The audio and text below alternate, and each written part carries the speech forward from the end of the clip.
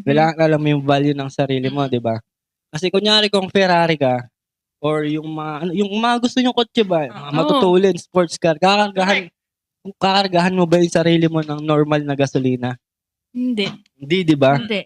Ngayon kung kunyari kung mataas yung value mo or marami kang basta mataas yung value mo kunyari, kailangan ang i-input mo puro magagandang knowledge, ta's sa pagkain puro Mm. healthy. Oo.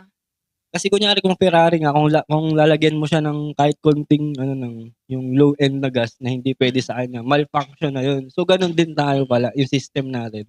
Katawan.